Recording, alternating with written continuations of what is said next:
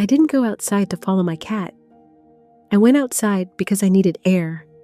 What I found instead stopped me cold in the middle of my overgrown backyard. It was a quiet Tuesday, mid-October. The kind of morning where the sun takes its time, hanging low and gold behind the haze, casting long, sleepy shadows across the garden beds I hadn't touched since May. Dew still clung to the weeds. My breath clouded as I exhaled. The house was too silent now. Too neat, too still, too echoey. It had been 3 weeks since my mother passed. 2 weeks since the last condolence card arrived. And maybe 6 days since I stopped pretending I could keep up with thank you notes or showering or the mail. I was 37, single, and back in the house I swore I'd never move back into. Grief has a strange way of circling you back to where you started, like a tide pulling at your ankles. When I first returned home after the funeral, I told myself I'd only stay a few days, just to help clean out her things. But I hadn't touched a single closet. Her smell was still everywhere. Lavender hand cream, vanilla tea, old books. She loved this yard. Loved her dahlias, loved her little ceramic frogs half sunken in the mulch. I remembered how she used to scold the neighborhood cats for digging around them, waving a trowel like a sword from the porch. And now there was my cat, Milo. I hadn't meant to adopt him. In fact, I'd gone to the shelter that day to drop off a bag of old towels and a couple of unopened cans of prescription cat food from Mom's pantry.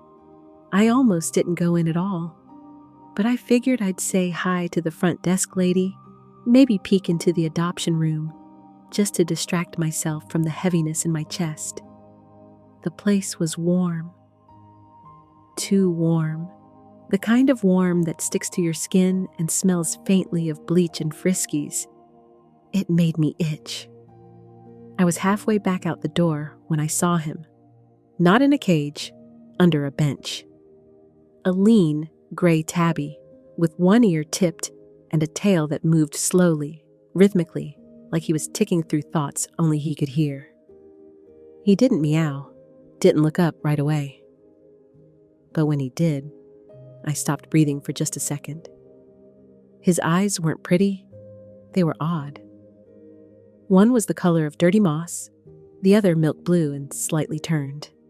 But the way he looked at me, steady, unblinking, like he was listening, I felt it. Some part of me I hadn't known was still alive shifted.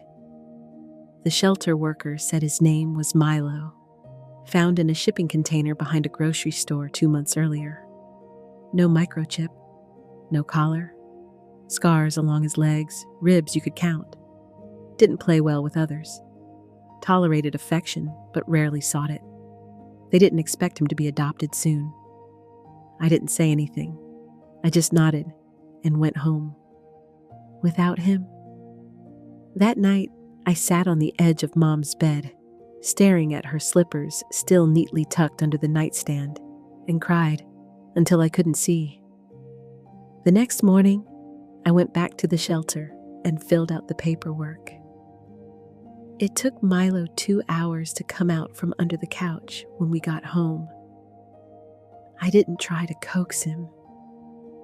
I just lay there on the carpet, one hand flat on the floor, and talked softly about nothing. He didn't respond, but he didn't leave the room either. The days after blurred. Grief mixed strangely with the routines of caring for another living thing. I remembered to feed him, clean the litter, open the blinds. Slowly, I found myself brushing my teeth again, sitting up straighter, moving things off the table instead of just walking around them. Milo remained silent most of the time.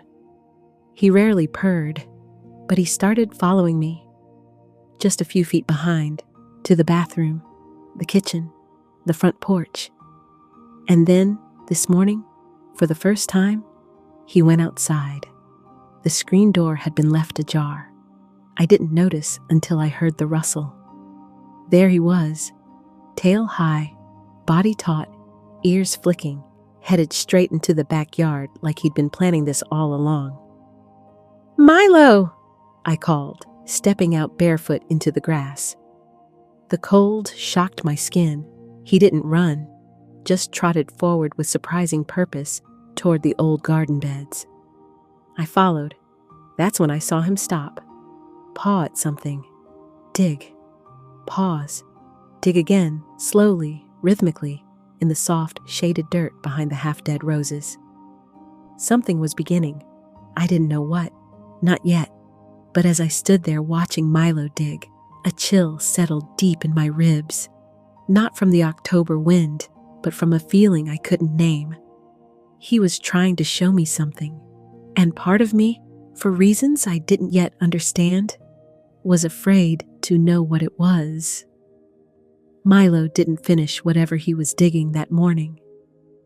He stopped when I got too close, ears twitching, tail flicking like a metronome gone erratic, and walked away as if I'd interrupted something sacred. I knelt beside the disturbed soil. The hole wasn't deep, maybe 2 inches, just enough to scrape the surface. No bones, no secrets, just the damp scent of earth and rotting roots. Still, it stayed with me. He didn't go back to that spot for days. Instead, Milo did something new. He started sleeping in Mom's chair. It was the old blue one in the sunroom, with the crocheted doily still pinned to the headrest. The fabric sagged from years of her sitting there, reading mysteries or knitting half-finished scarves. She'd fall asleep in it, sometimes with her mouth open, glasses still perched on her nose. It had smelled like lavender for as long as I could remember. Now, it smelled like him. It started with naps. Then, whole afternoons.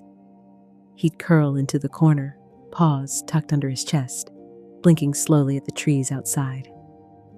Sometimes, when I walked past and thought he was asleep, his eyes would be half open, watching me in that unblinking, knowing way of his. He still didn't meow. He barely made a sound, really, except at night. Every few nights around 2 a.m., I'd hear it, a low, muffled meow, not quite a cry, not quite a purr. It was coming from the kitchen. The first time I found him there, he was sitting in front of the cabinet under the sink, just staring at it, completely still. "Milo?" I whispered, my voice raspy from sleep.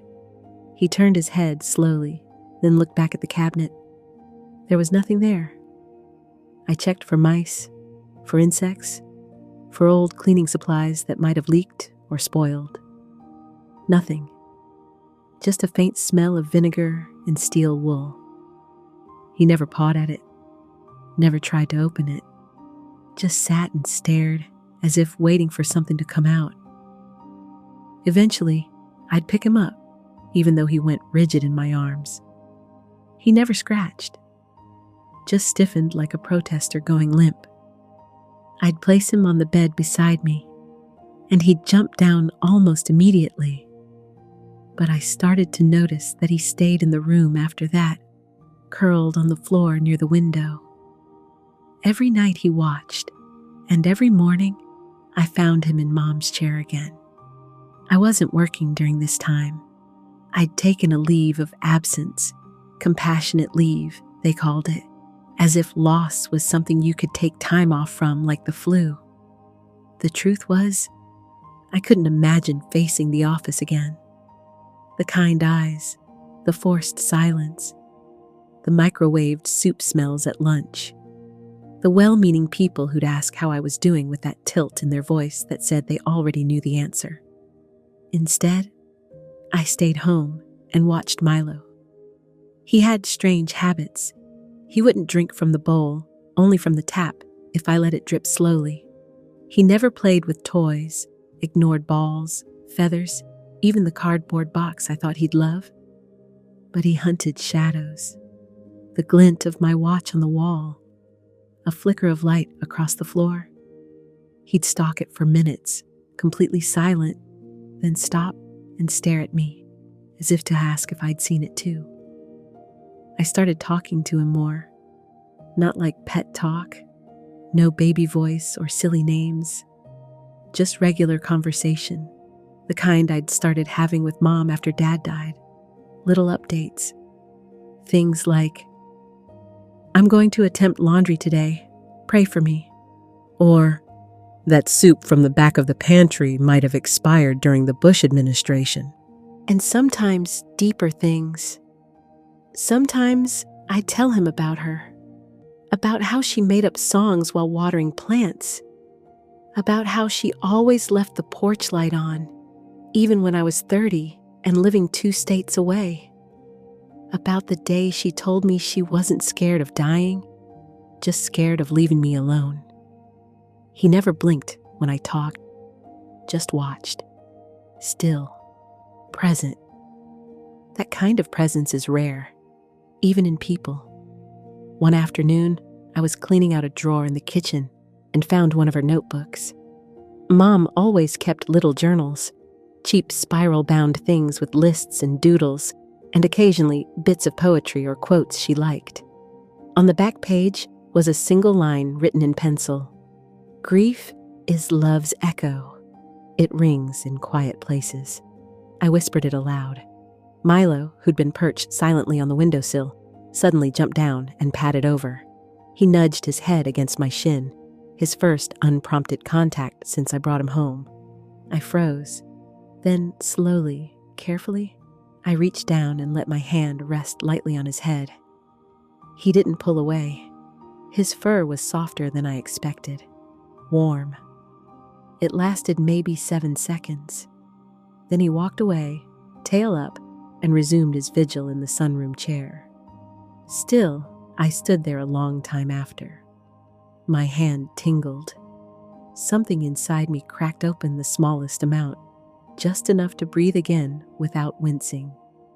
The next day, it rained. It wasn't a hard rain, more of a steady drizzle, the kind that makes the air smell green and the gutters hum. I opened the back door just a little and watched the garden drink. Milo sat beside me, not stepping outside, but watching intently. His ears flicked, his tail tapped once, twice. Then he meowed. A single, strange note, like he was calling to something I couldn't see. I looked down. His eyes weren't on the yard. They were on me. And in that moment, something passed between us. Not language exactly, but a kind of permission. I stepped out onto the wet grass and walked slowly toward the spot he'd dug before. The hole was still there, partially filled in by rain, the edges soft. I squatted down and ran my fingers through the mud, gently clearing it away. That's when I felt it, something solid, not large, not heavy. I scooped more earth aside, and there it was, a piece of plastic, thin, faded. I pulled it up. It was a garden marker, the kind with a slot for a label. The writing had been washed away, but faint imprints of permanent marker remained, just enough to read the name, Lily. I didn't recognize it at first. I thought it might have been for a plant. Then I remembered. I was 11 when we had a calico cat named Lily. She'd shown up one summer, thin and wild-eyed, and followed me home from the park. Mom let her stay. She had her for 3 years before Lily got hit by a neighbor's car. We buried her in the yard. I hadn't thought about her in decades. My eyes stung. I looked back at the house. Milo was sitting at the threshold, completely still. He had found her. He had dug until he found her grave. The breath left my chest. The sky, the rain, the world around me blurred. He had brought me back to a piece of myself I didn't know was missing. That night, he didn't go to the kitchen. He didn't stare at the cabinet. He jumped on the bed without prompting and curled into the hollow behind my knees. And for the first time in what felt like years, I slept. 3 days after I found the garden marker, Milo disappeared. It wasn't dramatic at first, just absence, a quiet that stretched longer than it should. I had let him outside that morning like usual. The rain had stopped, and the grass was drying in soft stripes under the sunlight. He stepped into the yard with his usual cautious grace, pausing, scanning, then walking toward the roses. I watched from the porch with a mug of coffee cradled in my hands, the warmth grounding me. He didn't look back. He never did. But an hour passed, then 2. By noon, I started calling his name, walking the perimeter of the yard, looking under bushes, behind the shed, around the compost bin where he sometimes perched to watch squirrels. Nothing. By late afternoon, I was on my knees near the hole he had dug, digging again with my bare hands. Not because I thought he was there. I didn't know what I was doing, honestly. It was panic with no place to go. "Milo!" I shouted again. My voice cracked. "Please, come back." The wind rustled the trees. A dog barked a few houses over, but no sign of him. I left the porch light on that night, just like Mom used to do for me. By morning, there was still no sign. No paw prints, no soft thunk of paws on the porch, no strange cry from the kitchen in the middle of the night. I printed flyers. I hadn't touched a printer in weeks. Had to remember how to load the paper, how to line it up so it wouldn't jam.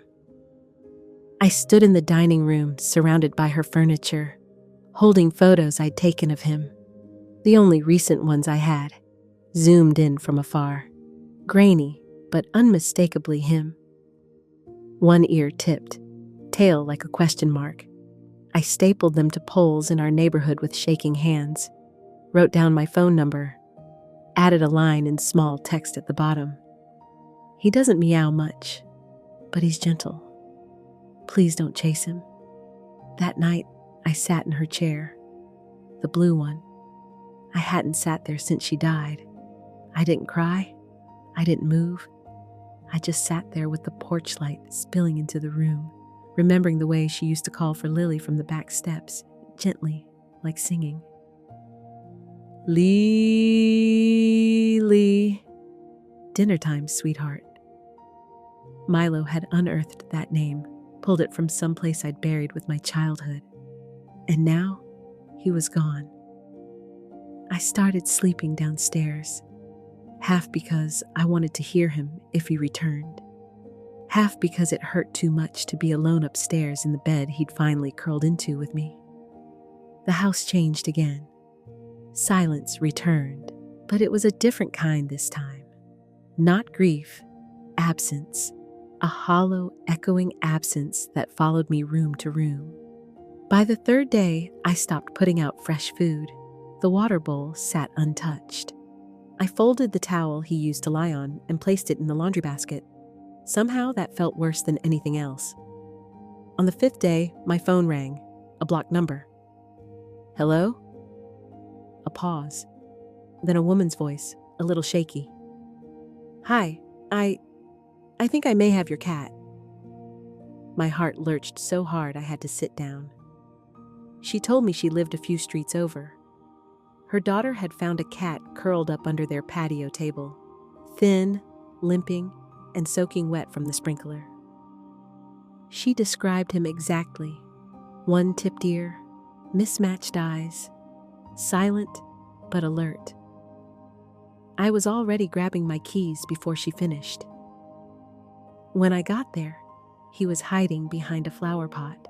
He looked up at me like I'd just woken him from a nap he didn't know he needed. Didn't move, just stared. And then, when I said his name, just once, his ears perked. He limped forward. The little girl watching from the window gasped and said, "He knows you." I reached down to pick him up. He didn't resist this time. He settled into my arms like he'd been waiting. I whispered, "Let's go home." The drive back was silent except for the soft hum of the engine. Milo's body was warm against my chest, and I could feel the slow rise and fall of his breath. Steady, real. But when we got back to the house, he didn't want to go inside. He slipped from my arms and padded to the edge of the backyard, back toward the garden bed, and began digging again. I froze. "Milo." I knelt beside him. "What are you doing?" He was slower this time. His front paw dragged slightly. He was definitely favoring his right leg, but his focus was total, purposeful. The dirt was drier now. It clung to his fur in clumps. I didn't stop him. I just sat down beside him and waited. After about 10 minutes, he stopped, sat back, looked at me, and there it was. Something small, wrapped in a piece of decaying cloth. I reached in slowly, my fingers trembling, and lifted it out. It was a box. Metal. Rusted. No bigger than a deck of cards. The cloth had been wrapped around it like a shroud, likely buried there long before Milo ever came to us. I didn't recognize it, but the moment I held it, something old stirred in me. I carried it inside, gently, like it might crumble. Inside the box was a single Polaroid. It was faded, the colors dull and soft, but the image was clear. A little girl, me, holding Lily the calico cat in her arms. We were in the backyard. Mom was in the background, smiling, holding a trowel, and wearing the wide straw hat she loved. On the back of the photo, in Mom's handwriting, "Summer 1996, buried with love. For when the heart forgets, the earth remembers." I sat down hard in the kitchen chair, the box in my lap. Milo was at my feet, watching.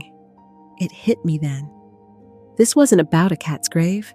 This was about memory, about all the things we bury to survive, the ones we love, the versions of ourselves we leave behind, and how sometimes, only in silence, through paw prints and dirt and the quiet patience of animals, do those memories claw their way back to the surface. I looked down at him. He blinked, and for the first time since I adopted him, Milo purred. Not loud, not constant. Just one steady vibration, small, real. I closed my eyes and let it carry me just for a moment. That night, Milo curled beside me again, and I understood something I hadn't before. He hadn't just returned to me. He had brought something back with him. A piece of my mother, a piece of myself, a box of memories buried in the backyard and in my heart, and he had known exactly where to dig. The next morning, I woke before the sun. It was one of those rare pre-dawn hours when the world feels paused, before the birds begin, before coffee brews, before anything dares to move. I didn't hear Milo at first, but I felt him. His weight was against the back of my knees again, curled tightly, warm, solid. I didn't move. I just lay there in the hush, the box still on my nightstand like an unanswered question, and listened to the silent stretch. It wasn't an empty silence anymore. It felt like presence. When the light finally began to bloom across the sky, soft and gray blue, I rose and padded downstairs barefoot. Milo followed me. He always did now. In the kitchen, I poured his food. He still didn't come until I stepped back, and then made coffee for myself. The smell filled the house, bitter and grounding. Mom used to say mornings were just invitations to begin again. She used to say a lot of things I hadn't been ready to hear when she said them. I carried my mug to the sunroom and stopped. The blue chair was empty, as always now, but beside it, in a small patch of sunlight, was the Polaroid. I must have dropped it the night before when I brought the box upstairs, but there it was. Lily in my arms, Mom behind me, mid-laugh. I sank to the floor. My fingers traced the edge of the photo, careful not to smudge it. There was a faint crease where it had been folded once, long ago. I could almost feel the day in it, the scratch of grass, the heat of summer, the sound of sprinklers.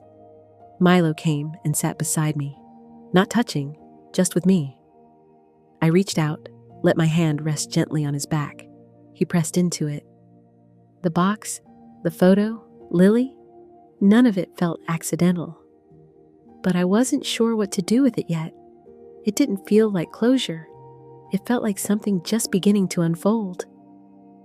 A story being whispered back to me in pieces.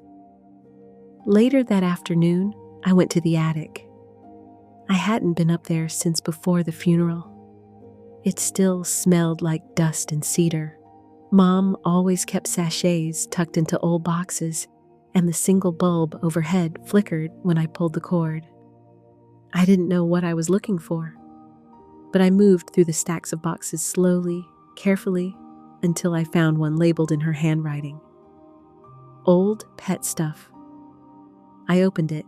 Inside, Lily's collar, a worn catnip mouse, a tiny tin of silver baby spoons she used to scoop out wet food with, and beneath that, a notebook.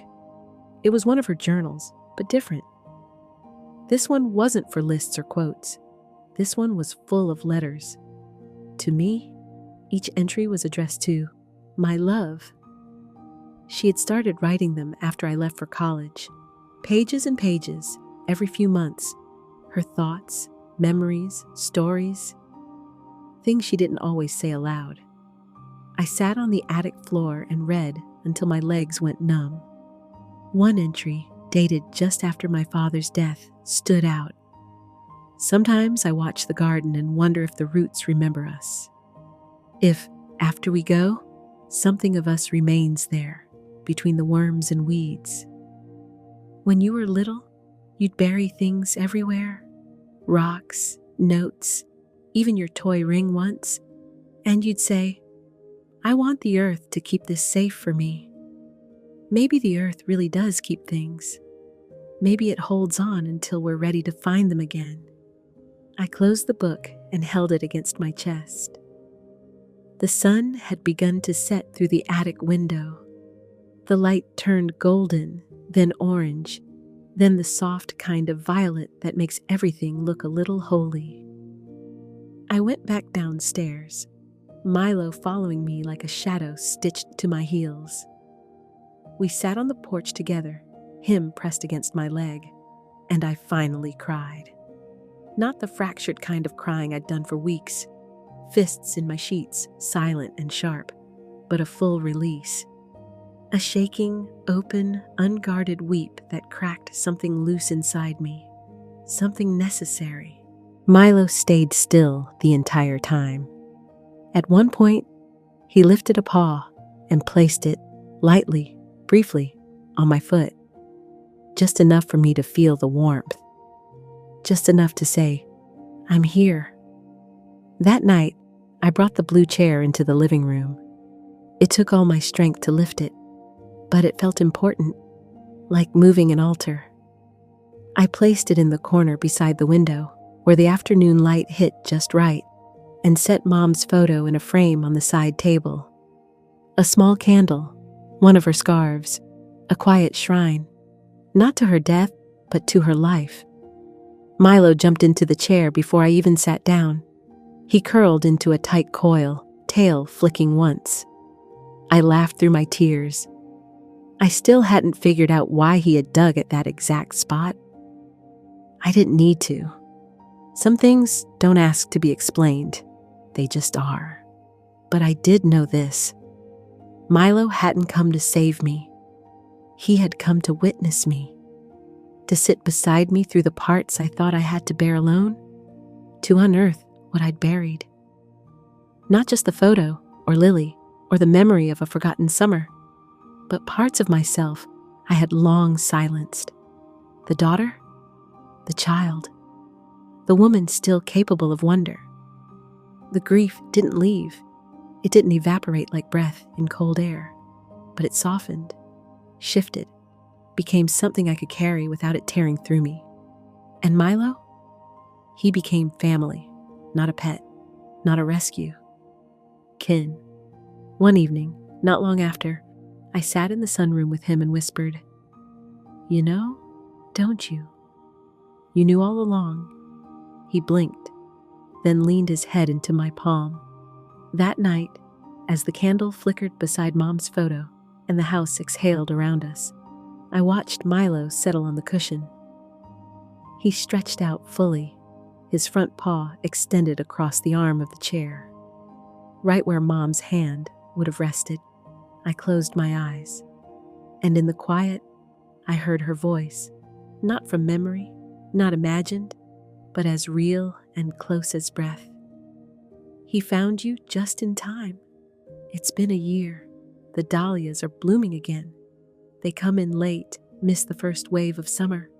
But when they arrive, bold, unapologetic, almost ridiculous in their beauty, they make the yard feel like it's holding its breath. I think that's why my mother loved them. They didn't beg to be seen. They simply were, even if no one came to look." This morning, I found Milo curled beneath them, half asleep, tail twitching in a slow rhythm that's become as familiar to me as my own heartbeat. He doesn't dig anymore, not like before. But every now and then, he'll sit beside the old garden bed, paws tucked under him like a little loaf, watching the wind move through the stems. It's his quiet vigil. My quiet remembering.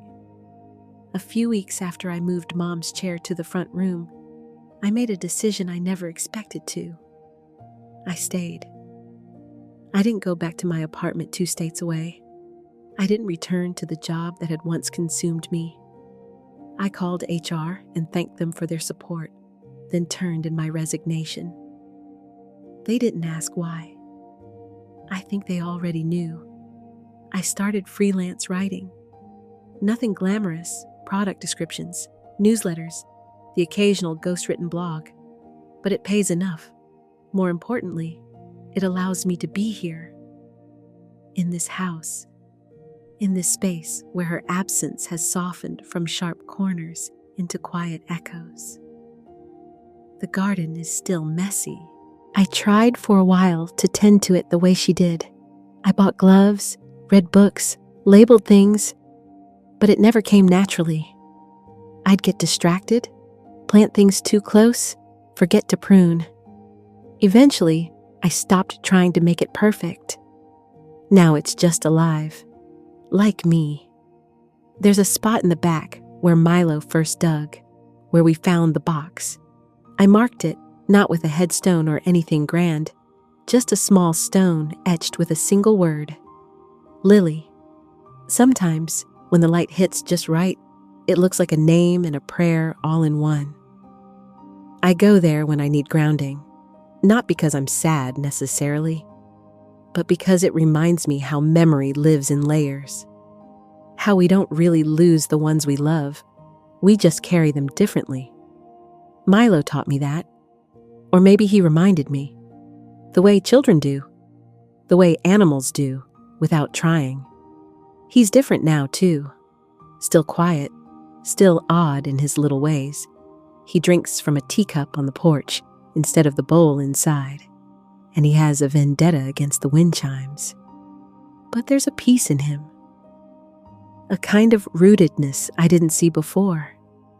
He comes when I call. Sleeps beside me most nights.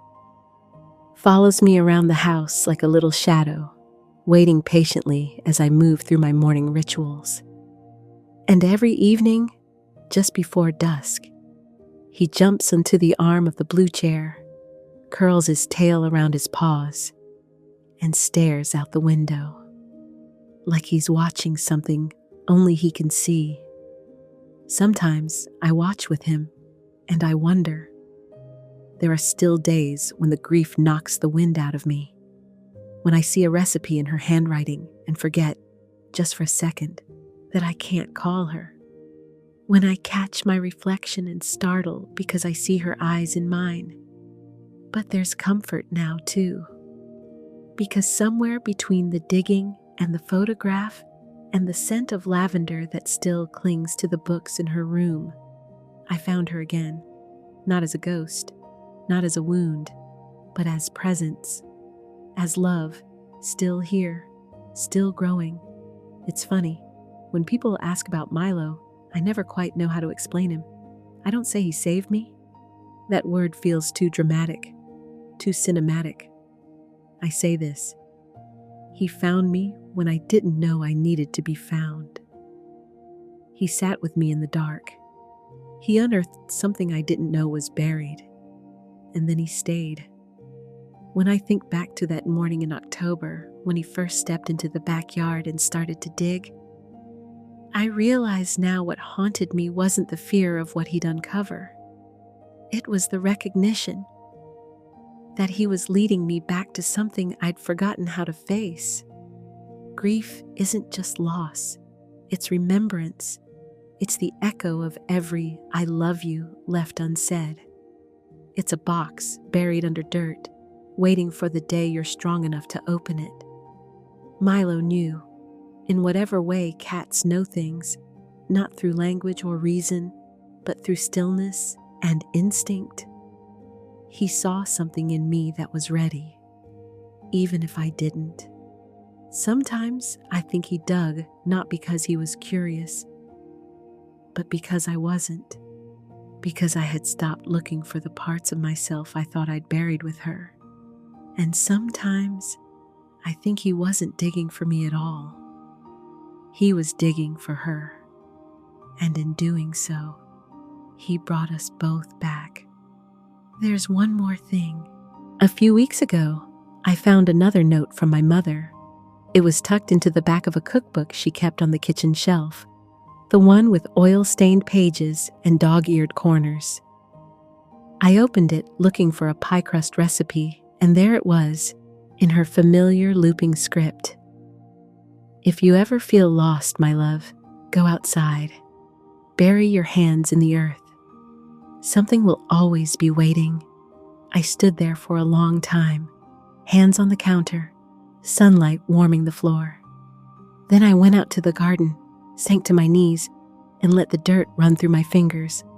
Milo lay nearby, belly to the grass, eyes half closed. He didn't need to dig anymore. He had already brought me home. He didn't save me. He just stayed, quietly, completely, until I remembered how to find myself.